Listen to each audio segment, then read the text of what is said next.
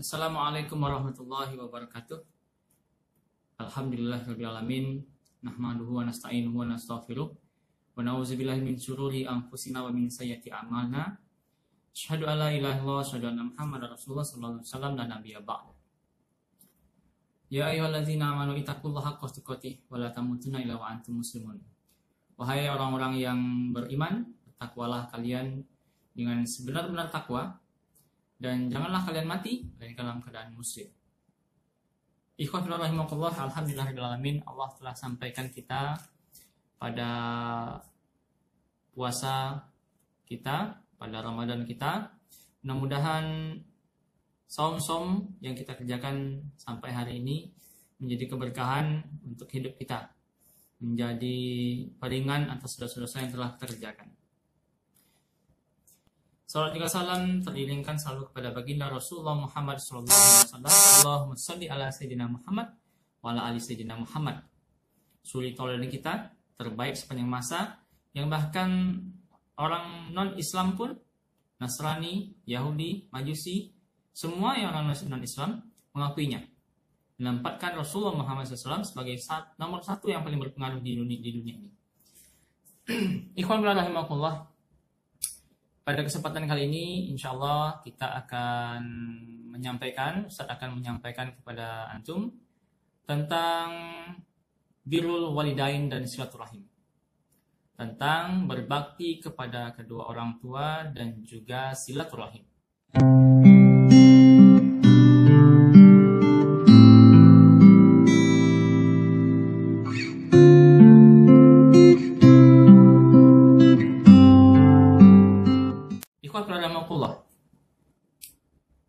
Berbakti kepada kedua orang tua adalah sebuah perintah yang Allah sampaikan kepada kita. Perintah wajib yang Allah sampaikan dalam surat Al-Ankabut ayat 8, bahwa Allah berwasiat kepada kita agar berbakti kepada kedua orang tua kita, berbakti kepada kedua orang tua kita. Kemudian dalam sebuah hadis riwayat Bukhari disampaikan bahwa Ibnu Mas'ud radhiyallahu anhu bertanya kepada Rasulullah, "Ya Rasulullah, amal apa yang dicintai oleh Allah Subhanahu wa taala?" Kemudian Rasulullah menjawab, "Salat tepat pada waktunya." Lantas Ibnu Mas'ud bertanya lagi, "Amal apa lagi ya Rasulullah?" Rasulullah menjawab lagi, "Berbakti kepada kedua orang tuamu." Lantas Ibnu Mas'ud menjawab lagi, bertanya lagi, "Apa lagi ya Rasulullah?" Terakhir Rasulullah menjawab kemudian berjihad di jalan Allah Subhanahu wa taala. Berjihad di jalannya. Ikhwan fillah rahimakumullah dan saudara sekalian, di sini dapat kita sampaikan, dapat kita simpulkan bahwa poin bakti kepada kedua orang tua lebih dahulu dibandingkan jihad. Dan dia termasuk dalam amal-amal yang dicintai oleh Allah Subhanahu wa taala. Artinya, kalau dia dicintai oleh Allah Subhanahu wa taala, maka otomatis ketika kita mengerjakannya, maka surga Jannatul Naim menjadi sebuah garansi untuk kita. Allah menggaransikannya untuk kita, Allah menjaminkannya untuk kita dengan syarat kita mengerjakan satu dari amal yang dicintai oleh Allah Subhanahu wa taala, yaitu apa? Berbakti kepada ikhwan dan akhwat fillah rahimahullah. Birrul walidain ataupun berbakti kepada kedua orang tua, definisinya adalah penerapan budi pekerti yang baik kepada kedua orang tua kita. Hal ini sesuai dengan apa yang disampaikan oleh Rasulullah dalam hadis riwayat Muslim, bahwa albir itu adalah budi pekerti, akhlak yang baik kepada kedua orang tua. Nah, birrul walidain sendiri, bakti kepada orang tua sendiri, itu memiliki beberapa cakupan dalam hal penerapannya. Yang pertama adalah al-ihsanu ilaihima, berbuat baik kepada keduanya. Berbuat baik kepada keduanya. Itu yang pertama. Yang kedua adalah al-qiyamu bil hukukihima. Al-qiyamu bil hukukihima, menegakkan hak-hak atas keduanya. Apa hak-haknya? Hak dihormati, hak disayangi, hak untuk dipelihara dengan baik pada saat dia tua nanti, hak dia didoakan pada saat dia sudah meninggal, dan hak-hak lainnya terkait dengan orang tua kita. Yang ketiga adalah al-iltizamu ta'atihima. Iltizamu ta'atihima, komitmen dalam mentaati keduanya dalam hal yang mendatangkan keridhaan Allah Subhanahu wa taala. Yang keempat, ijtinabu isatihima. Ijtinabu isatihima. Ijtinabu isatihima, menjauhi perbuatan-perbuatan yang dapat menyakiti, yang dapat menimbulkan sakit hati kedua orang tua kita. Berikutnya, yang kelima, fi'lu ma yurdihima. Fi'lu ma yurdihima, melakukan apa-apa yang diridhoi oleh orang tua kita. Karena kalau orang tua kita ridho, otomatis insya Allah ridho Allah pun ada bersama ridho orang tua kita. Bismillahirrahmanirrahim. Berikutnya kita akan sampaikan keutamaan dari berbakti kepada kedua orang tua, birrul walidain. Yang pertama adalah bahwa bakti kepada kedua orang tua merupakan amal yang dicintai oleh Allah Subhanahu wa taala. Hal ini sesuai dengan apa yang disampaikan oleh Rasulullah dalam hadis riwayat Bukhari, di mana Abdullah ibnu Mas'ud bertanya kepada Rasulullah, "Ya Rasulullah, apa amal-amal yang dicintai oleh Allah?" Rasulullah jawab 3. Yang satu di antara 3-nya adalah berbakti kepada kedua orang tua. Yang kedua, keutamaan yang kedua, bahwa bakti kepada kedua orang tua menjadi salah satu penyebab diampuninya dosa besar kita. Di mana diterangkan dalam hadis riwayat Tirmizi, dikatakan bahwa seorang pemuda datang menghadap Rasulullah. "Ya Rasulullah, saya berbuat dosa besar." Rasulullah berkata, "Lantas mau apa?" "Saya mau tobat." Nah, kalau begitu, Rasulullah pun bertanya, apakah engkau masih memiliki ibu? "Tidak, ibuku sudah meninggal," jawab si pemuda. Kemudian Rasul bertanya, "Apakah engkau masih memiliki saudari atau saudara dari ibumu?" "Masih, bibiku." Kemudian Rasul bilang, "Kalau begitu pulang, berbaktilah engkau kepada bibimu." Artinya di sini anak-anak sekalian, bahwa berbakti kepada saudara dari ibu, bahkan ibu sendiri pun sebenarnya menjadi sebab diampuninya dosa besar si pemuda tersebut. Nah, itu keutamaan yang kedua. Yang ketiga adalah bahwa bakti kepada kedua orang tua menjadi asbab penyebab dipanjangkannya umur kita dan juga dilapangkannya rezeki kita. Nah, yang keempat adalah bahwa birrul walidain adalah sebuah bentuk ketaatan kita kepada Allah. Kalau kita bakti kepada kedua orang tua, maka otomatis Allah akan ridho pada kita. Nah, ridho orang tua maka ridhonya Allah. Nah, dikatakan di sana keridhoan Tuhan ada pada keridhoan Tuhanmu, pada orang tuamu. Dan kemurkaan Tuhan atau kemurkaan Allah ada pada kemurkaan orang tuamu. Maka kita perlu berhati-hati pada hal-hal yang bisa mendatangkan marahnya orang tua kita, murkanya orang tua kita, tersakitinya hati orang tua kita. Nah, yang kelima bahwa birrul walidain adalah amal yang dapat menghantarkan kita ke surga. Amal yang dapat menghantarkan kita ke surga. Nah, di mana dikatakan dalam hadis riwayat Tirmizi dan Ibnu Majah bahwa bahwa orang tua itu berada di pertengahan pintu-pintu surga. Artinya kalau kita mau masuk pintu surga, kita tetap harus jaga orang tua kita. Nah, maka kita jaga orang tua kita bakti pada orang tua kita sehingga kita bisa masuk nanti ke pintu surga yang Allah janjikan kepada anak-anak yang soleh. Nah, anak-anak sekalian, keutamaan-keutamaan yang telah disampaikan tadi, setidaknya kita perlu menjadi motivasi kepada kita untuk bakti kita kepada kedua orang kita. Nah, tapi kita perlu ingat bahwa ada hal yang penting nantinya yang perlu kita ingat, bahwa nanti suatu saat kita akan menjadi orang tua. Maka apa yang kita tanam saat ini, maka nanti itu akan kita tuai pula. Maka berbuat baiklah pada orang tua kita. Semoga kebaikan kita kepada kedua orang tua kita tersebut menjadi asbab diturunkannya ridho Allah, diturunkannya kemudian keberkahan dari Allah, dilampangkan rezeki kita, kemudian juga dihantarkannya oleh Allah melalui bakti kita kepada orang tua kita, Allah hantarkan kita ke depan pintu surga yang telah dijanjikannya. Anak-anak sekalian, ikhwan dan akhwat fillah rahimahullah, berikutnya kita akan menjelaskan apa-apa saja, unsur-unsur apa saja yang mesti kita perhatikan dalam berbakti kepada kedua orang tua kita, agar jangan sampai kita hanya fokus pada keutamaan-utamanya saja, tapi kita lupa dalam hal penerapan bakti itu ada unsur-unsur, ada hal-hal yang mesti kita perhatikan. Yang pertama adalah yang mesti kita perhatikan adalah al-muhafadatul alal qaul, memelihara tutur kata kepada orang tua kita. Dalam surat Al-Isra surat ke-17 ayat 23 disampaikan di sana bahwa jangan sekali-kali kalian berkata ataupun membentaknya. Dalam artian siapa di sini? Orang tua kita. Nah, kita perlu perhatikan itu. Nah, apalagi sekarang saat ini banyak modifikasi dari kata-kata seperti kata-kata kalau disuruh orang tua, abang ya, cuci piring, terus kita jawab apa? Mama nih. Nah, atau nantilah. Nah, hal-hal seperti ini secara kalimat mungkin berbeda. Kalau Al-Quran mengatakan kalau tadi katanya atau nantilah, tapi secara substansi sama. Apa sama substansinya?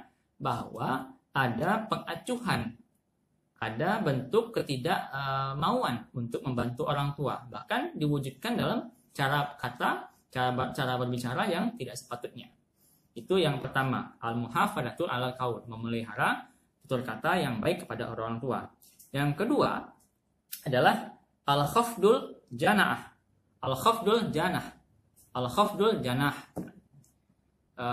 Maksudnya apa? Maksudnya adalah merendahkan sikap, bersopan santun,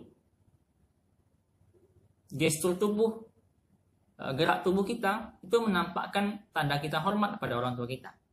Nah, jangan kemudian semena-mena, misalkan seperti ini.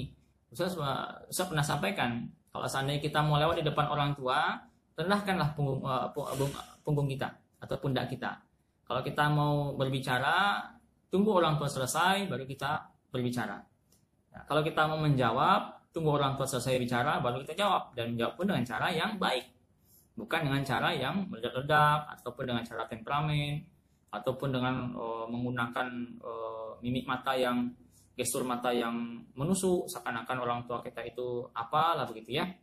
Nah, itu yang kedua. Yang ketiga adalah at-ta'atul musahabah. Taat kita kepada orang tua kita dalam hal-hal yang tentunya mendatangkan ridhonya Allah. Kenapa begitu? Karena kalau kita taat kepada orang tua kita dalam hal kemaksiatan, tentu Allah tidak ridho. Kalau Allah tidak ridho, jangan kita berharap surga, neraka lah ganjarannya. Maka kita taat kepada Allah, pada orang tua kita dalam hal yang sifatnya mendatangkan keridhoannya Allah Subhanahu wa taala. Ada sebuah kejadian di mana seorang sahabat Nabi yang sudah memeluk agama Islam kemudian didatangi oleh ibunya. Ibunya kemudian berpesan, tinggalkan agamamu ini, tinggalkan agama Muhammad ini. Kalau tidak, engkau akan jumpai aku dalam kondisi sakaratul maut. Kemudian si ibunya membuat sandiwara, seakan-akan sedang sakaratul maut. Datanglah kemudian si sahabat tadi menemui ibunya. Terus sahabatnya berkata kepada ibunya, wahai ibuku, andaikan engkau memiliki 100 nyawa, dan itu pun dicabut helai demi helai di depan mataku, aku tetap tidak akan meninggalkan agama Islamku ini. Nah, sampai sebegitunya. Nah, karena sahabat ini tahu tidak ada ketaatan dalam hal kemusyrikan, tidak ada ketaatan dalam hal kejahatan. Kita taat dalam hal yang baik-baik, yang tentunya mendatangkan dari Allah. Berikutnya, yang keempat adalah sabatul birri ba'da wafatihima. Nah, tetap berbakti pada kedua orang tua meskipun keduanya sedang wafat.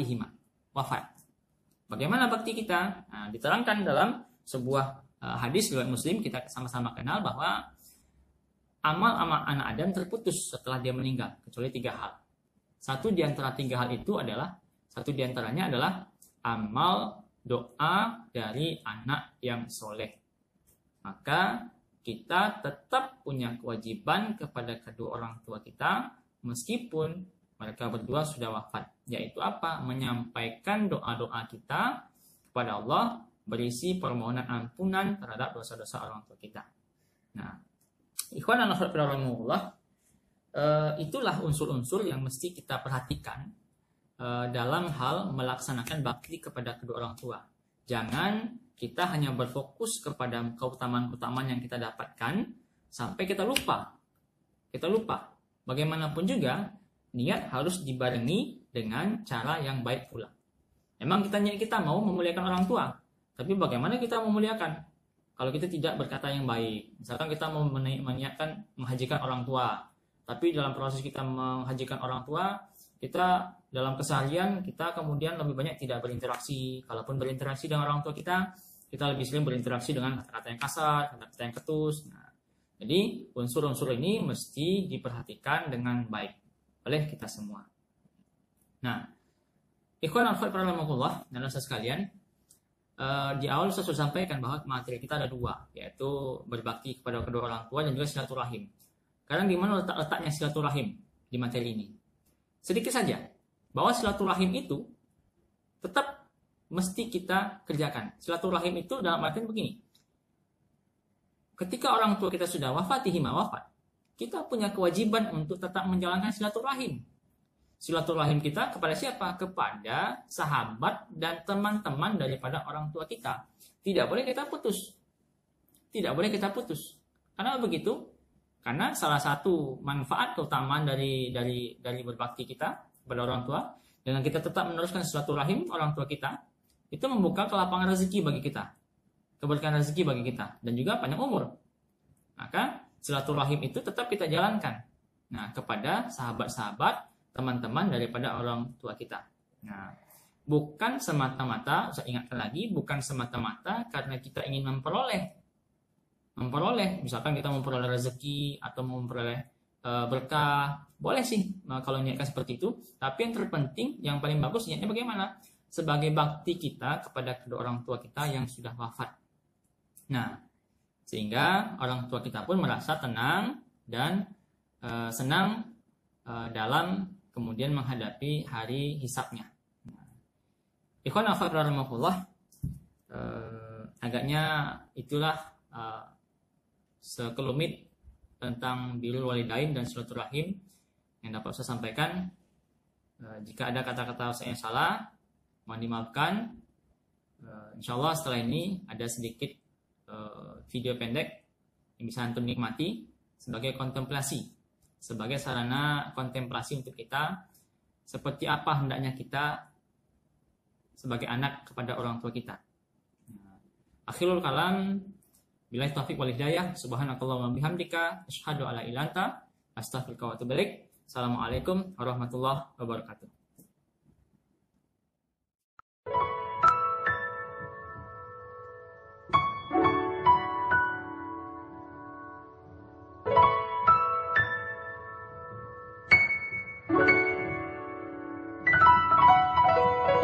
Engkaulah nafasku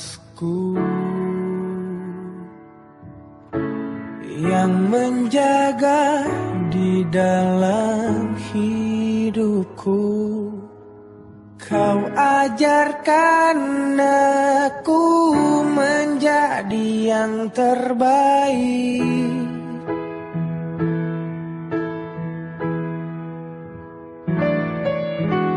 Kau tak pernah lelah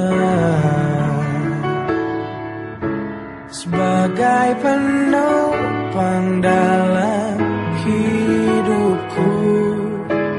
Kau berikan aku semua yang terindah. Aku hanya memanggilmu di saat ku kehilangan arah. Aku hanya mengingatmu, Ayah. Jika aku telah jauh darimu,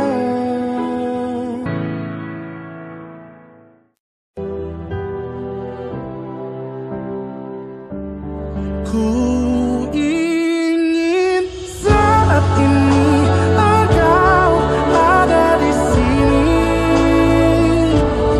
tertawa bersamaku seperti dulu lagi. Walau hanya sebentar, Tuhan tolong kabulkanlah.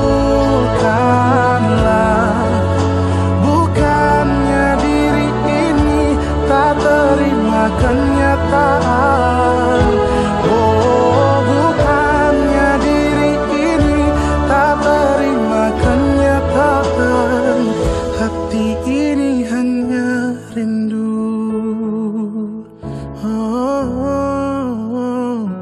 hati ini hanya rindu.